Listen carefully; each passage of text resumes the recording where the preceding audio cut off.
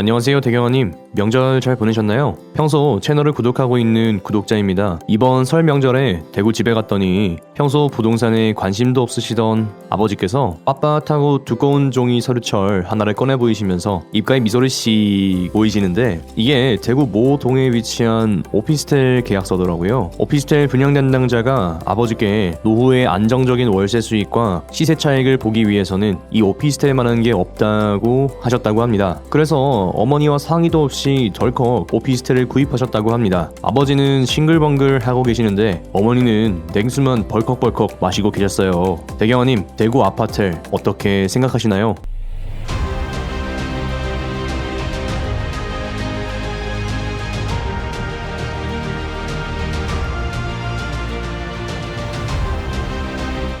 반갑습니다. 여러분의 내 집 마련 도우미 대우경북 아파트입니다. 명절 잘 보내셨나요? 새해 복 많이 받으시고 올해 하시는 일 잘 되시고 모두 건승하셨으면 좋겠습니다. 자, 오늘도 결론부터 말씀드립니다. 이것도 진짜 꼭 외우세요. 피가 되고 살이 되는 문장입니다. 진짜입니다.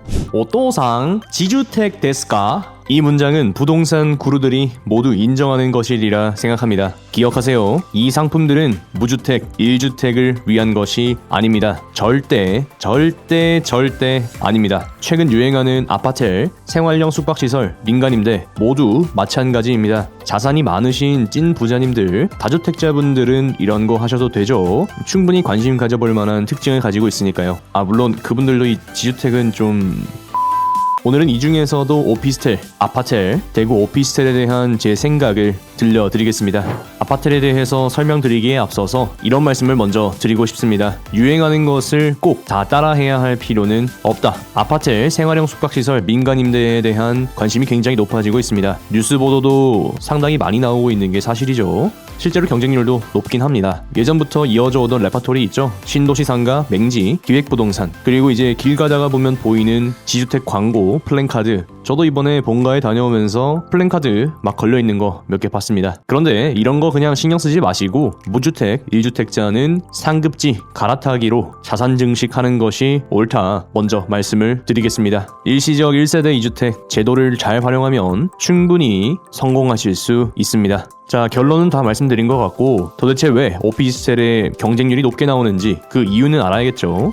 먼저 특징부터 한번 살펴보겠습니다. 오피스텔의 특징 3가지를 꼽을 수 있습니다. 첫째, 세금이 적게 듭니다. 둘째, 제한 없이 사고 팔 수 있고, 셋째, 대출이 잘 나옵니다. 자, 요 3가지 특징을 딱 들으시는 순간 그럼 좋은 거 아닌가요? 생각하실 수 있겠죠. 도대체 아파텔이 뭘까요? 아파텔은 아파트처럼 보이는 오피스텔을 이야기합니다. 오피스텔인데 아파트처럼 지었다라고 해서 아파텔이라고 합니다. 실상은 오피스텔이죠. 세부적인 상품을 좀 살펴보면 전매 가능한 100실 미만 오피스텔, 전매 불가능한 100실 초과 오피스텔, 그리고 아파트 단지 내에 위치한 오피스텔, 이렇게 3가지 정도로 분류를 할 수 있을 것 같습니다. 아파텔 투자에는 몇 가지 장점이 존재합니다. 첫 번째로 100실 미만 오피스텔의 경우에는 분양권 상태로 전매가 가능하다는 점이 있습니다. 현재 대구가 조정대상 지역으로 묶여있는 상태인데 아파트 분양권은 준공 후 등기가 될 때까지 전매가 불가능하죠. 그렇기 때문에 전매가 가능한, 사고 팔 수 있는 오피스텔 분양권이 상대적으로 인기를 얻는 겁니다. 두 번째로 아파트와 달리 LTV, 대출 규제에서 상대적으로 자유롭습니다. 지금 아파트 시장을 지배하고 있는 규제가 바로 대출 규제겠죠. 대출이 안 나와서 집을 못 사고 있습니다. 그런데 오피스텔은 아파트에 비해서는 상대적으로 대출에서 자유롭다는 점이 메리트가 됩니다. 셋째, 중도금 대출 슬롯이 자유롭습니다.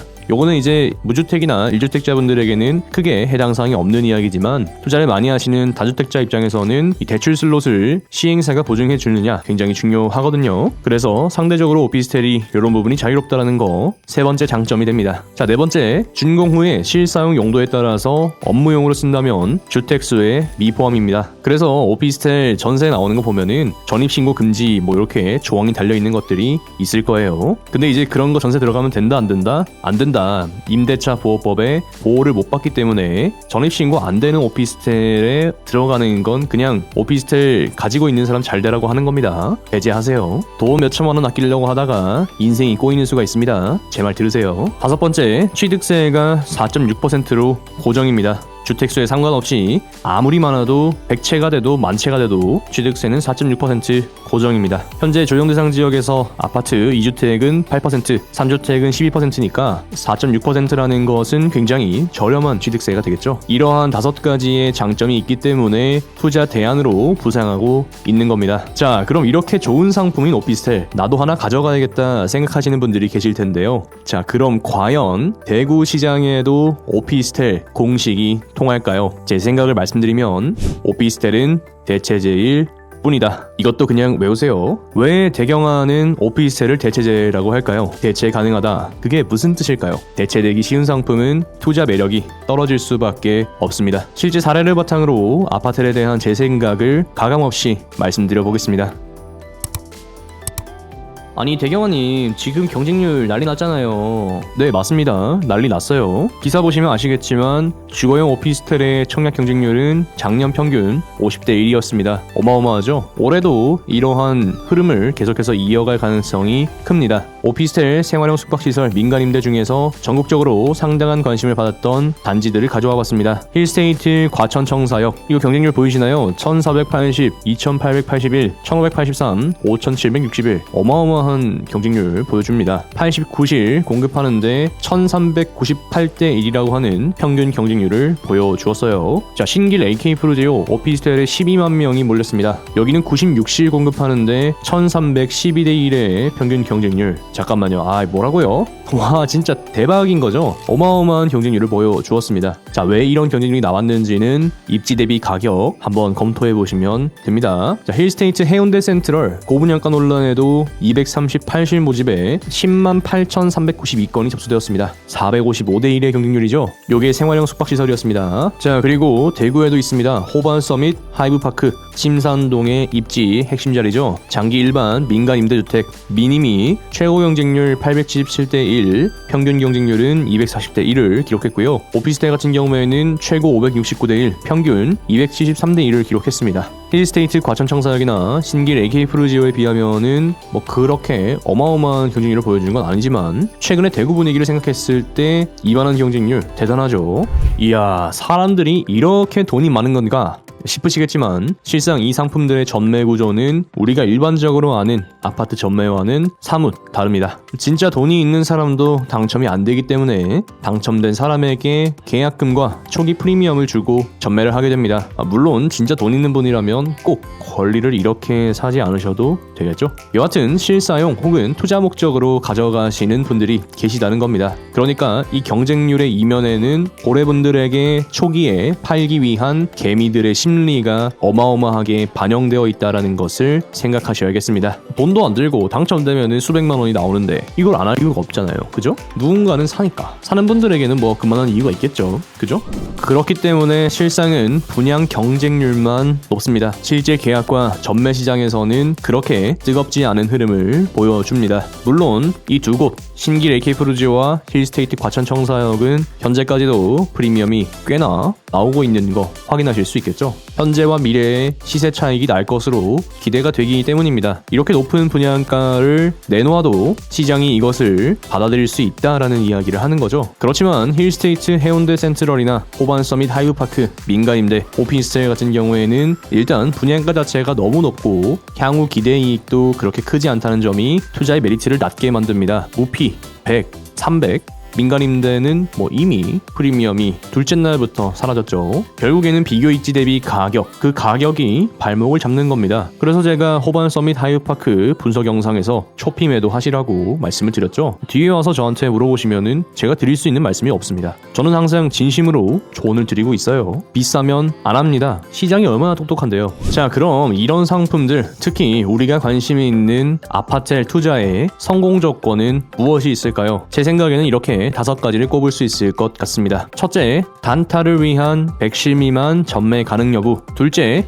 기본 중의 기본, 가격. 셋째, 중장기 관점에서의 최상급 입지. 넷째, 중장기 관점에서 미래 임차 수요. 다섯 번째, 있으면 좋은 중도금 시행사 자체 보증. 이거 이렇게 다 알려드려도 되나 싶은데 제 마음은 여러분이 괜히 아파트에 물리지 않았으면 좋겠다는 마음이거든요. 물리면 아파요. 많이 아파. 아파트는 물려도 되는데 오피스텔은 물리면 안 돼요. 더 많이 아파. 엑시트가 안 돼요. 매도가 불가능하니까 싼 값에 팔아야 할 수도 있다. 그게 물리는 거죠. 이 5가지 조건에 대해서 부가 설명을 드리겠습니다.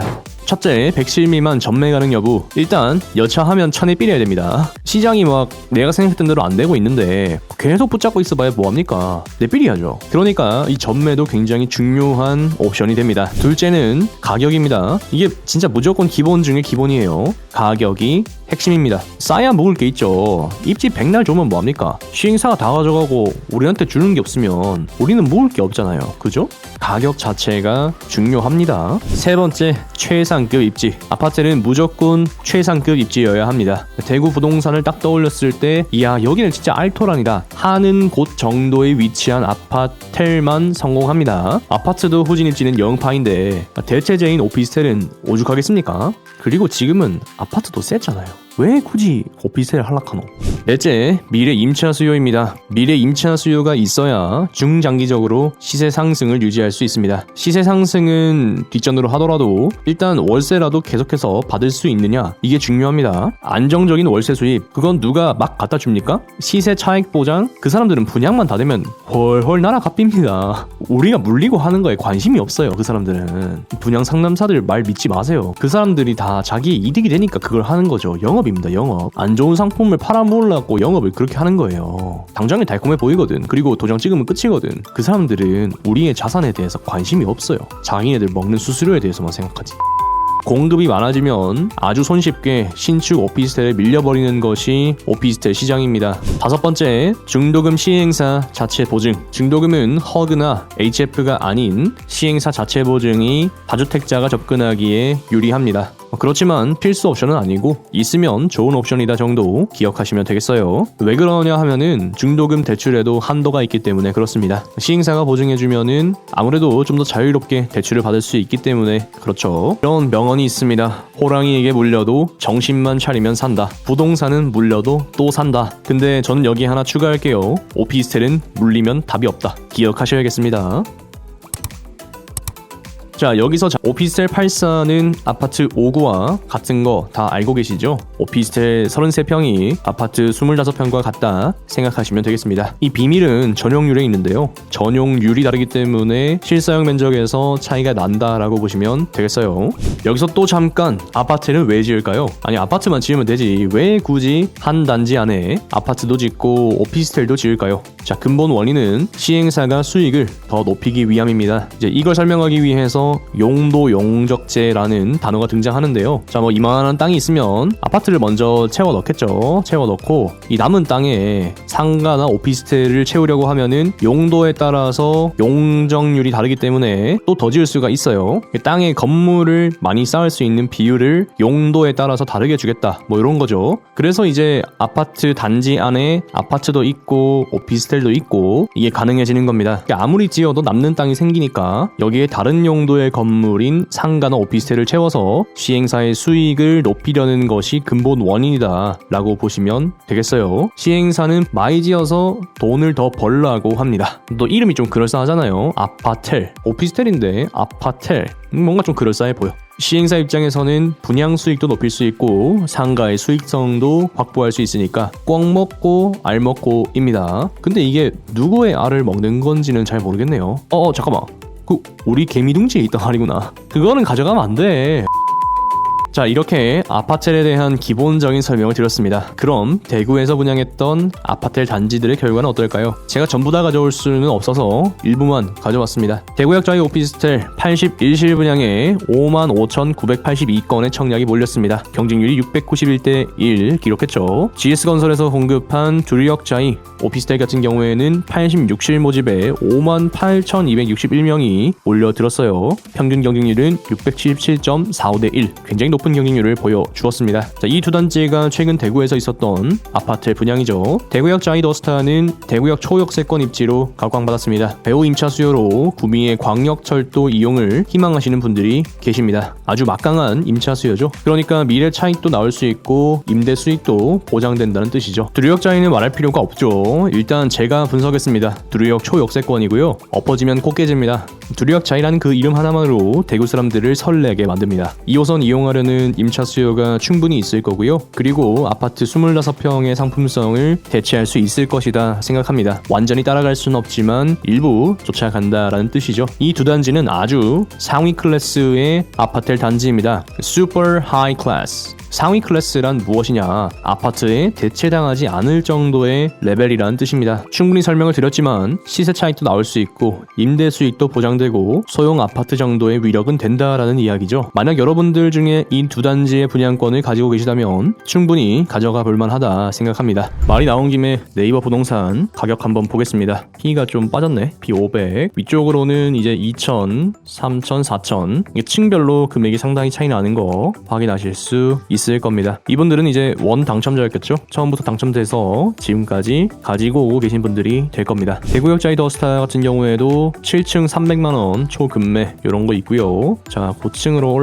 올라가면은 중층이 P1000, 2000, 고층이 2400, 3000, 5000 뭐 이렇게 나와 있네요. 이 정도면 이제 오피스텔 치고는 좀 그나마 괜찮은 정도다. 무피나 마피가 아니니까 이 정도가 괜찮은 단지의 성적이다 생각을 하셔야 돼요. 이게 슈퍼 하이 클래스의 프리미엄 상태다 기억하시면 되겠습니다. 자, 그럼 이제 보여드리는 단지들을 딱 보시고 여러분들이 판단을 하실 수가 있어야 합니다. 오피스텔 투자의 조건이 뭐라고 했죠? 첫째, 100실 미만 전매 가능 여부. 둘째, 가격. 셋째, 최상급 위치. 넷째, 미래 임차 수요. 다섯째, 중도금 시행사 자체 보증. 앞서 설명드렸던 두 단지는 저와 함께 충분히 학습을 해보셨고 이제 요 세 개의 단지들에 대해서 여러분들이 생각을 해보시고 판단을 하시면 되세요. 일단 대구에서는 동서를 잇는 2호선 역세권이거나 동대구역, 대구역을 끼고 있어야 할 것이고 오피스텔 단지의 위치가 초역세권이어야 할 겁니다. 그렇죠? 엎어지면 2호선 코 닿는다거나 코 깨진다거나 바로 앞에 학군이 어마무시하다거나 아파트 가격 대비해서 상당히 저렴하거나 여하튼 반드시 입지든 가격이든 상품성이든 수요자에게 이득이 있어야만 합니다. 달서 롯데캐슬 센트럴스카이 48실 모집에 1901건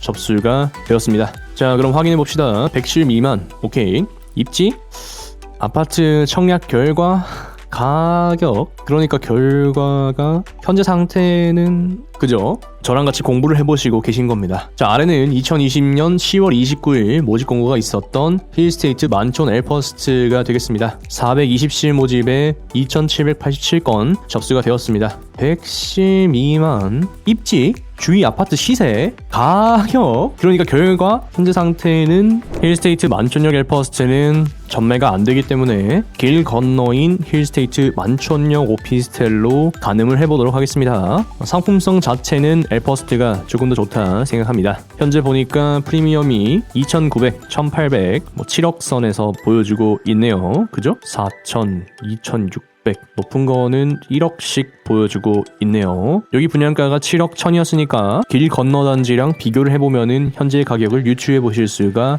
있겠죠? 아, 진짜 다 알려준다. 너무 좋은 채널 같다. 대구 경북 아파트.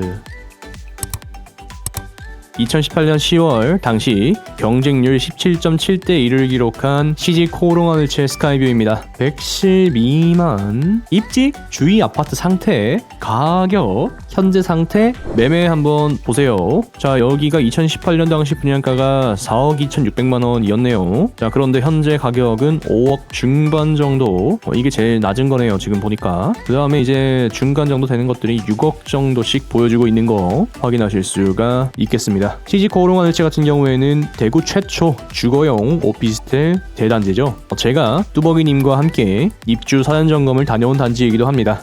6억 정도 호가를 하고 있는데 힘이 좋죠. 물론 이제 거래가 되는지는 지켜봐야겠습니다만 굉장히 의미 있는 자리입니다. 옛날에 이제 이 자리가 이마트였어요. 이마트 아니지, 그 전에 월마트였거든요. 이제 이마트가 아니고 CG 코롱 하늘채가 되었다. 범원에서도 보이고 경산에서도 보이는 CG 코롱 하늘채 랜드마크 역할을 톡톡히 하고 있습니다. 여기는 이제 CG 구축에서 코롱 하늘채로 점프하시는 분들이 많아요. 이런 이제 수요의 움직임도 잘 파악해야 할 필요가 있겠죠. 여기에다가 이제 추가적으로 거시적인 부동산 시장 흐름도 잘 파악해야 합니다. 오피스텔을 주거용으로 투자하실 건지 업무용으로 투자하실 건지에 따라서 성격은 다르겠지만 아다르고 어다르니까 이걸 잘 맞춰서 갈 수 있어야 합니다. 대개는 주거용으로 생각하시리라 보고 가장 쉽게 대체될 수 있는 아파트와 한번 비교해 보겠습니다. 두류역자의 오피스텔 84 분양가가 5억 1천만 원입니다. 오피스텔 84는 아파트 5구라고 했죠. 아파트 5구 4억 6천에서 5억 1천 신축 한번 찾아보겠습니다. 자, 여기서부터는 두류역자의 오피스텔을 위협하는 대체제들입니다. 물론 두류역자의 아파트 형님이 떡하니 분양시장에 찾아오시면은 여기 나오는 친구들은 조금 이제 하룻강아지 될 수 있겠지만 일단은 오피스텔만 떼놓고 봤을 때 가격과 상품성을 비교해볼 필요가 있다라는 이야기입니다. 힐스테이트 앞산 센트럴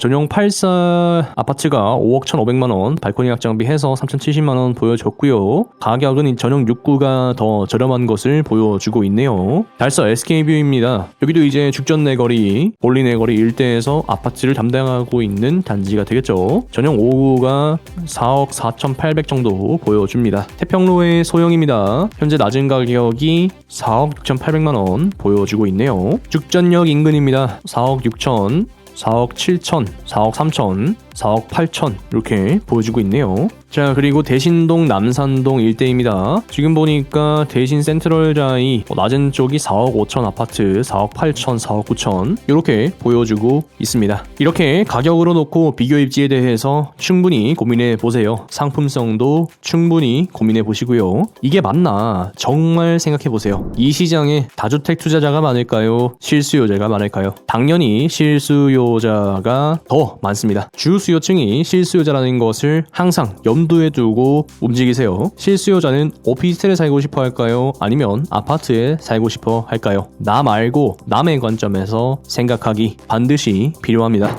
여기에 최근 오피스텔과 관련된 흐름을 공유해 보겠습니다. 서울 경기를 비롯한 수도권에는 아파트 공급이 모자라기 때문에 최근 오피스텔 바닥 난방 규제를 완화했습니다. 전용 120제곱대 30평형대 오피스텔 주택 공급이 가능하도록 개정을 해준 거죠. 그러니까 이제 시장에는 30평대 오피스텔이 등장하게 되겠죠. 오피스텔 공급은 무한정 늘어날 수밖에 없는 구조입니다. 현재까지는 오피스텔 84까지만 바닥 난방이 가능했었지만 이제 오피스텔 120이 바닥 난방이 되니까 오피스텔 120이 준공되는 시점에 오피스텔 84는 경쟁력이 있을까요? 깊게 생각해볼 문제입니다. 결국 오피스텔은 공급이 많다, 관리비가 비싸다, 커뮤니티가 부족하다, 묘하게 차별받는 기분이 든다, 환금 기간을 아파트에 비해서 빨리 잡아야 된다. 따라서 장기 투자보다는 단기 투자가 적합하다, 이렇게 보셔야겠죠?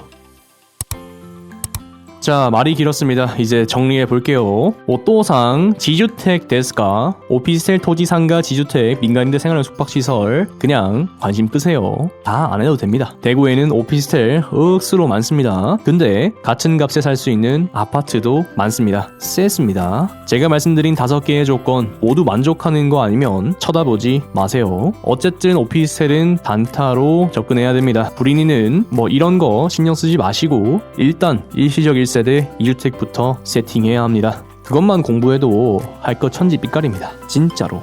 끝. 긴 영상 시청해주셔서 감사합니다. 대우경북아파트는 여러분이 청약 당첨, 내 집 마련하시는 그날까지 계속해서 분석하겠습니다. 영상이 도움이 되셨다면 좋아요, 댓글, 구독 많이 부탁드립니다. 오늘 하루도 여러분에게 행복과 행운이 가득하시길 진심으로 기원합니다. 아직 계약금 안 넣으셨으면 후딱 가가지고 아버님 말리라. 이미 넣으셨다고. 그럼 안 되는데. 그럼 천상 내 영상 보시라 해라. 그러고 나면 뭐 생각이 바뀌시겠지.